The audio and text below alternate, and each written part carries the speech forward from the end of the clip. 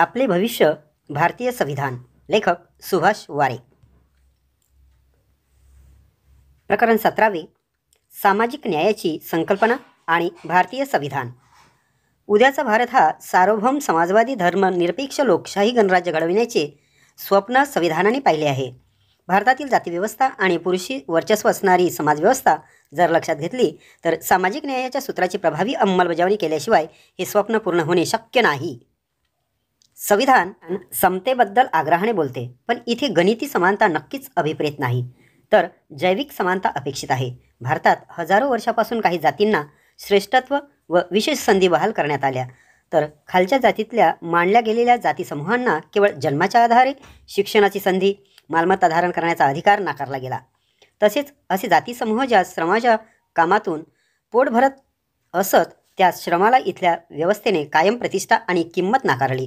हजारो वर्षाच्या या अन्यायातून आणि शोषणातून शोषित जातीसमूहांमध्ये जे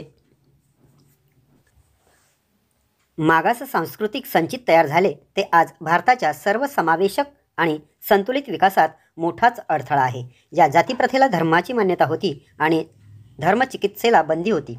आजही विधायक धर्मचिकित्सेची भूमिका घेणाऱ्या दाभोळकर, पानसरे, कलबुर्गी यांना दिवसाढवळ्या गोळ्या घातल्या जातात, तर जुन्या काळात काय परिस्थिती असेल? त्यामुळेच स्वातंत्र्यानंतरच्या भारतात दलित, आदिवासी आणि मागास जाती समूहांना विशेष संधीद्वारे पुढारलेल्या समाजाच्या बरोबरीला आणणे व सामाजिक न्यायाची प्रस्थापना करणे ही भूमिका संविधानाने घेणे अगदीच स्वाभाविक होते. अशाच पद्धतीची भूमिका पुरुषी वर्चस्वाखाली दडपल्या गेलेल्या महिलांसाठीही संविधान घेताना दिसते. सामाजिक न्यायाच्या बाबत संविधानात काय काय तरतुदी आहेत आपण पाहूया. मूलभूत अधिकारांच्या भागातील कलम 15 आणि कलम 16 आपण पूर्वी वाचले आहेत.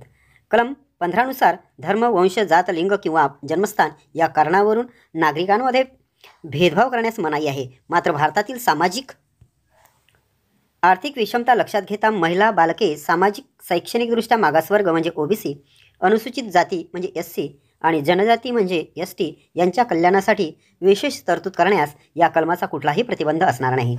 तर कलम 16 असे सांगते की राज्याच्या नियंत्रणाखालील कोणत्याही पदावरील समायोजन किंवा नियुक्ती या बाबींमध्ये सर्व नागरिकांना समान संधी असेल तर मात्र इतर मागासवर्गीय, अनुसूचित जाती आणि जनजातींना राज्याच्या नियंत्रणाखालील सेवांमध्ये पर्याप्त प्रतिनिधित्व मिळालेले नसल्यास त्यांच्यासाठी पदे राखून ठेवण्याची अथवा आरक्षणाची तरतूद करण्यास राज्यास प्रतिबंध होणार नाही. आरक्षणाच्या बाबतीत लिहिताना संविधान निर्मात्यांनी पर्याप्त प्रतिनिधित्व हा जो शब्द वापरला आहे तो फारच महत्त्वाचा आहे. आपण बऱ्याच वेळा आरक्षणाचा विचार हा वैयक्तिक लाभ अथवा वैयक्तिक अन्याय या अंगाने करतो. संविधान मात्र ज्या जाती समूहांना इतिहास काळात व्यवस्थेने मागे ठेवले त्या जाती समूहांना विविध सत्ता केंद्रांमध्ये पर्याप्त प्रतिनिधित्व देण्यासाठी आरक्षणाचा विचार करते, हे आपण नीट समजून घेतले पाहिजे. सामाजिक न्यायाच्या बाबतीत अन्य महत्त्वाची कलमे. अस्पृश्यता नष्ट करणे कलम 17, माणसांचा अपव्यापार आणि वेठबिगारीस मनाई कलम 23, अनुसूचित जाती, अनुसूचित जनजाती आणि इतर दुर्बल घटक यांचे शैक्षणिक व आर्थिक हितसंवर्धन कलम 46, लोकसभेत अनुसूचित जाती म्हणजे एससी व अनुसूचित जनजाती म्हणजे एसटी यांच्याकरिता जागा राखून ठेवणे कलम 330, राज्यांच्या विधानसभेत अनुसूचित जाती व अनुसूचित जनजाती यांच्यासाठी जागा राखून ठेवणे कलम 332, सेवा व पदे यावर अनुसूचित जाती व अनुसूचित जनजाती यांचे हक्क कलम 335, अनुसूचित जाती राष्ट्रीय आयोगाची तरतूद कलम 338, अनुसूचित जनजाती राष्ट्रीय आयोगाची तरतूद कलम 338 क, मागासवर्गीयांच्या म्हणजे ओबीसी स्थितीचे अन्वेषण करण्यासाठी आयोगाची नियुक्ती कलम 340, जातीप्रथेने दलित शोषित जातीसमूहांचे शोषण केलेले ही झाली एक महत्त्वाची बाजू.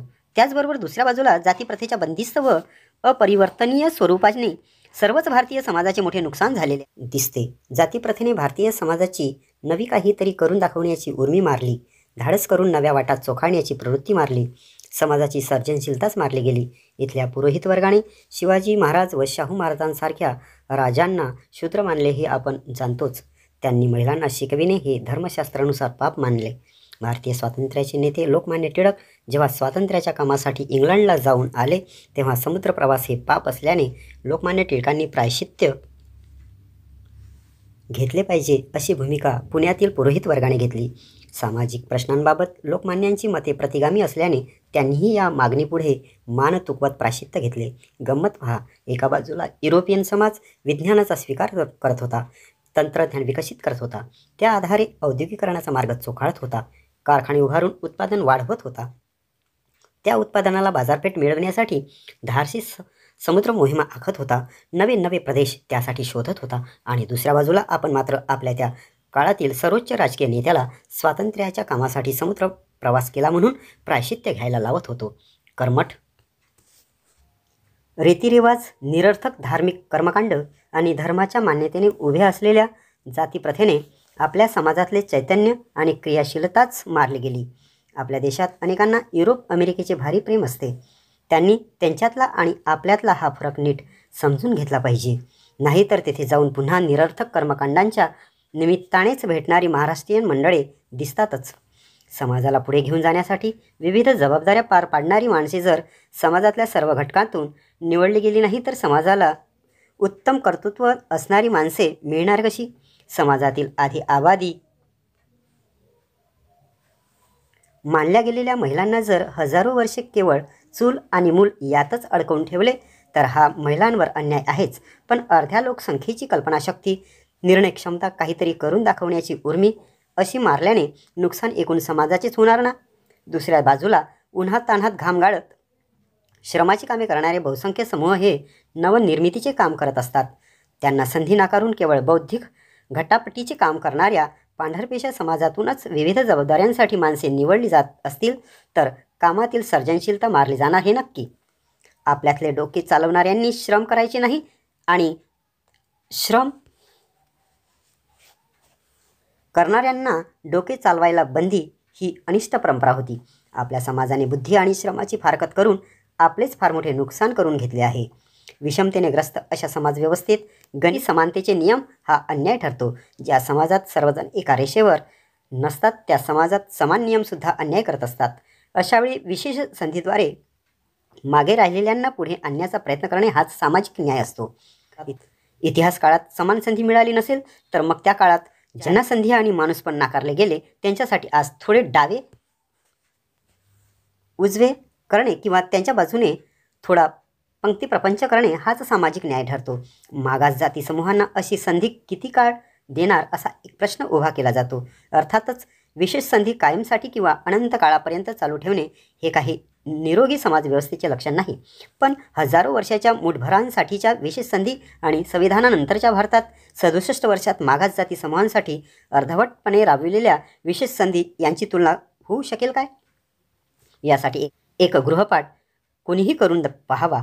कुठल्याही सरकारी आस्थापनेत वर्ग 1, वर्ग 2, वर्ग 3 आणि वर्ग 4च्या कर्मचाऱ्यांचे जात वास्तव तपासावे किंवा कुठल्याही महानगरपालिकेच्या चतुर्थ श्रेणी सफाई कामगारांमध्ये फक्त पूर्वाश्रमीच्या अस्पृश्य मानल्या गेलेल्या जातीतील लोकांचाच भरणा कसा काय असतो हे कोणीही तपासून पाहावे.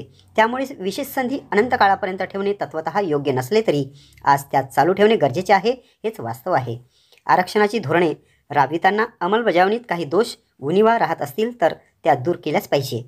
विशेषतः त्या आरक्षित प्रवर्गासाठी, कॅटेगरीजसाठी ज्या राखीव जागा असतील त्या राखीव जागा त्या प्रवर्गातील अधिक गरजू जाती आणि अधिक गरीब कुटुंबापर्यंत कशा पोहोचतील यासाठी आवश्यक असे नियम बनविले पाहिजेत. एखाद्या विशिष्ट आस्थापनेत विशिष्ट प्रवर्गासाठी ज्या राखीव जागा असतील त्या अंतिमतः त्याच प्रवर्गातून भरल्या जातील हे नक्की करूनच मग असे नियम केले पाहिजेत. कमी होत असलेला सरकारी टक्का आणि आरक्षणाचे भवितव्य. मुक्त अर्थकारणाच्या जमान्यात सरकार अनेक क्षेत्रातून माघार घेत असताना, सरकारचा कल्याणकारी योजनांचा टक्का घसरत असताना, सरकारी नोकर भरती जवळपास थांबलेली असताना आरक्षणाच्या कक्षेत येणाऱ्या